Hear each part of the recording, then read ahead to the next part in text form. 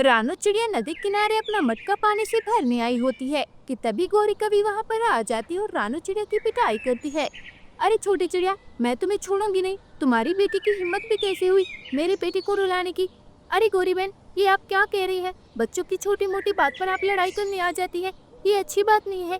अच्छा, तो अब तू मुझे सिखाएगी कि क्या गलत है और क्या सही। आज तो मैं तुम्हें छोड़ूंगी नहीं, तुझे अच्छा खासा सबक सिखाऊंगी। तो ऐसे बोलकर गौरी कभी रानू चिड़िया की खूब पिटाई करती है। जैसे तैसे करके रानू चिड़िया अपनी जान बचाकर भाग जाती है। इसे भागते हुए देखकर गौरी कभी बहुत हंसती है और बोलती है, अरे भाग गई ये छोटी चिड़िया। आज की पिटाई याद रही तो दोबारा ये माँ बेटी मेरे बेटे से उलझने की हिम्मत नहीं करेंगी, डरपोक कहेगी। तो ऐसे बोलकर गौरी कभी खुशी खुशी अपने घर लौट जाती है। उधर गुड़िया अपनी मम्मा को जख्मी देखकर बहुत परेशान हो जाती है और उससे इसकी वजह पूछती है। अरे मम्मा, आपको इतनी चोट कैसी लगी? किसी ने आपको मारा है क्या? अरे गुड़िया बेटा, मैंने तुम्हें कितनी बार कहा है कि उस जग्गू कवि से दूर रहा करो, उसकी माँ बहुत बुरी है। देखो, कल वाली छोटी सी बात पर मेरे साथ लड़ाई की, जिसकी वजह से मुझे चोट लग गई।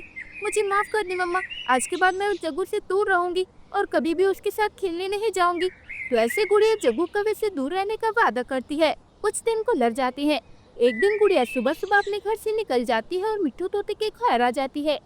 मिट्ठू अंकल, कल मेरा जन्मदिन है तो मैं आपको दावत देने आई हूँ। इस बार मेरी मम्मा ने मेरे लिए बहुत बड़ा केक मंगवाया है। अरे वाह गुड़िया बेटा, ये तो बहुत अच्छी बात है। ऊपर वाला करे कि तुम 100 साल जियो, मैं कल तुम्हारे घर जरूर आऊंगा। तो ऐसी गुड़िया वहाँ से चली जाती है और कबूतर के घर आ जाती है। लूसी आंटी, कल मेरा जन्मदिन है तो आप सबको मेरे घर आना है और कबूतर अंकल को भी बता देना। ठीक है गुड़िया बेटा, हम तुम्हारे जन्मदिन में जरूर आएंगे। अच्छा आंटी, अब मैं चलती हूँ, मुझे और परिंदों के घर भी जाना है। तो ऐसे बोलकर गुड़िया दूसरे परिंदों के घर भी दावत दे आती है। वो अपना काम खत्म करके घर वापस जा रही होती है कि उसकी नजर कौवों के घर पर पड़ती है। वो उनके घर के सामने रुकती है, पर थोड़ी देर सोचने के बाद वहाँ से चली जाती है। अपने घर के सामने बैठे कौवे ये सब देखते हैं और फिर गौरी कभी बोलती है, अरे कालू जी, मुझे लगा वो गुड़िया हमें भी अपने जन्मदिन पर बुलाएगी। उसने सबके घरों में दावत दी और हमें नहीं बुलाया।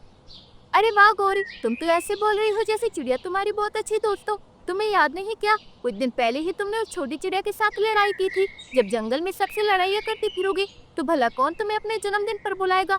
अरे नहीं नहीं कालू जी, मैं अपनी ये बेइज्जती बर्दाश्त नहीं कर पाऊंगी कि सारा जंगल उस छोटी चिड़िया के घर पर पार्टी करने जाए और मैं घर में बैठी रहूं। ना बाबा ना, मुझसे ये सब नहीं देखा जाएगा। अरे गौरी, हम कुछ भी नहीं कर सकते। अब चुपचाप मेरे साथ घर के अंदर चलो। अगर मैंने तुम्हें अकेला छोड़ दिया तो पता नहीं फिर से कौन सी गड़बड़ कर दोगी। तुम खुद तो किसी दिन मरोगी और मुझे भी साथ मरवाओगी। गौरी कवि तो कालू कवि की बातें सुनकर बहुत उदास हो जाती है और घर के अंदर चली जाती है।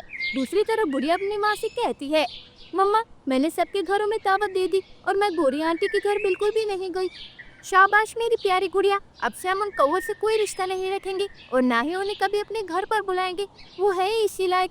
हाँ मम्मा, अब आप जल्दी से जाए और केक का ऑर्डर दे आए, वरना फिर केक वक्त पर तैयार नहीं होगा। हाँ गुड़िया बेटा, मैं बस निकलने ही वाली थी। तो ऐसे बोलकर रानू चिड़िया अपने घर से निकल जाती है और एक बड़ी सी दुकान पर आ जाती है। अरे भैया, आप मेरे लिए एक बड़ा सा केक बना दे। मेरी बेटी का जन्मदिन है और मैंने सारे जंगल के परिंदों को दावत दी है, तो इसलिए मैं चाहती हूँ कि केक बड़ा और मजेदार हो। ठीक है चिड़िया बहन, आप परेशान मत हो, मैं आपके लिए एक बड़ा सा केक बना दूंगा। तो ऐसे बोलकर रानू चिड़िया केक का ऑर्डर देकर वापस अपने घर चली जाती है। वहाँ गुड़िया बहुत खुश होती है। मम्मा, मैंने सारे घर की सजावट कर ली है, बस आप मेरे लिए कुछ और सजावट का सामान ले आए।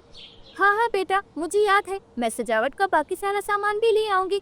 तो ऐसे वो दोनों माँ बेटी बहुत खुश होती है। दूर बैठा कालू कौवा ये सब देख रहा होता है। अच्छा, तो यहाँ ये छोटी चिड़िया खुशियाँ मनाए और वहाँ गौरी उदास हो, मुझसे ये देखा नहीं जाएगा, कुछ ना कुछ तो करना पड़ेगा।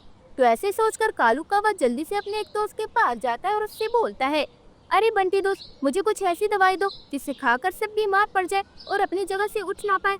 ये लो दोस्त, इस डब्बी में ऐसी दवाई है जो भी इसे खाएगा 5-6 दिन तक अपनी जगह से उठ नहीं पाएगा। अरे वाह दोस्त, अगर ऐसा हुआ तो बहुत अच्छा होगा। सबका बुरा हाल देखकर तो गौरी बहुत खुश हो जाएगी। तो ऐसे बोलकर कालू कौवा वहाँ से निकल जाता है और खुशी खुशी अपने जंगल वापस लौट आता है।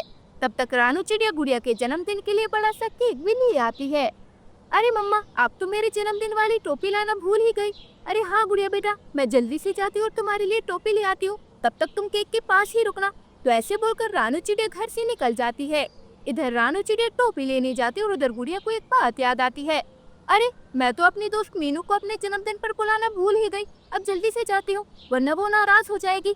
तो ऐसे गुड़िया भी घर से निकल जाती है। उनके घर के पास छुपा कालू कौवा इसी मौके के इंतजार में होता है। वो जल्दी से घर के अंदर आता है और वो दवाई केक में मिला देता है। अब आएगा मजा, उस छोटी चिड़िया ने हमें नहीं बुलाया था ना। अब जो भी ये केक खाएगा 5-6 दिन तक तो अपने घर से बाहर नहीं निकलेगा। इससे पहले कि कोई आ जाए, यहाँ से भाग जाता हूँ। तो ऐसे बोलकर कालू कौवा वहाँ से भाग जाता है। तभी गोरी कभी वहाँ से गुजर रही होती है और उसकी नजर केक पर पड़ती है। अरे वाह, ये केक तो बड़ा मजेदार लग रहा है। यही सही मौका है, घर में कोई भी नहीं है। उस छोटी चिड़िया को सबक सिखाने का इससे अच्छा मौका नहीं मिलेगा। वैसे बोलकर गोरी कभी घर के अंदर आ जाती है और जल्दी जल्दी से सारा केक खा जाती है। अब मजा आएगा जब सब परिंदे केक खाने आएंगी और उन्हें खाली पेट ही वापस जाना पड़ेगा। तो ऐसे बोलकर गोरी कभी हंसती हुई वहाँ से चली जाती है। थोड़ी देर में गुड़िया और रानू चिड़िया भी घर वापस लौट आती है। वो केक को ना देखकर बहुत परेशान हो जाती है। अरे गुड़िया बेटा, केक कहाँ गया?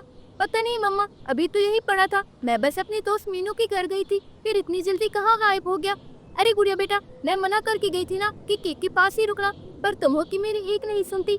अब हम तुम्हारा जन्मदिन कैसे मनाएंगे? हाँ मम्मा, ये सब मेरी गलती है। अगर मैं ना जाती तो ये सब नहीं होता।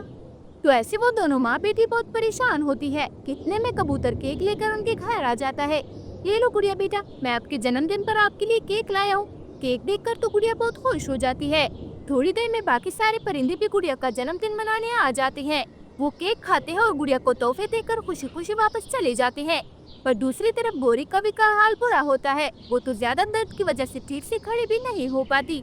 तो कालू कौवा उससे पूछता है, अरे गोरी, क्या बात है? मैं कब से देख रहा हूँ कि तुम ठीक से चल भी नहीं पा रही। आखिर बात क्या है? अरे कालू जी, जब से उस छोटी चिड़िया का केक खाया है तब से मेरी हालत खराब है। क्या तुमने उस छोटी चिड़िया का केक खा लिया? हाँ कालू जी, मैंने उनका जन्मदिन खराब करने के लिए सारा केक खा गई, लेकिन अब तो मेरी हालत ही खराब है। अब मैं जल्दी से जाती हूँ और कोई दवाई खा लेती हूँ। तो ऐसे बोलकर गोरी कभी दवाई खाने चली जाती है। कालू कौवा तो बहुत डर जाता है और खुद से बोलता है, अरे ये क्या हो गया? मैंने तो दवाई बाकी परिंदों को बीमार करने के लिए डाली थी, पर ये तो उल्टा ही हो गया। अब मैं अपना मुंह बंद ही रखूंगा, वरना गोरी मुझे छोड़ेगी नहीं। गोरी कभी दवाई तो खा लेती है, पर उसका उस पर कोई असर नहीं होता। तो मजबूर होकर कालू कौवा उसे डॉक्टर के पास ले जाता है। डॉक्टर उसे दवाई दे देता है और फिर वो दोनों वापस घर लौट आते हैं। पता नहीं गुड़िया बेटा, ये गोरी कभी को क्या हो गया है? अरे मम्मा, वो हमारा सारा केक खा गई थी, इसलिए बीमार पड़ गई है। तो कालू अंकल उन्हें डॉक्टर के पास लेकर गए थे। हाँ गुड़िया बेटा, वो हमारा बुरा करने के चक्कर में अपनी ही तबीयत खराब कर बैठी।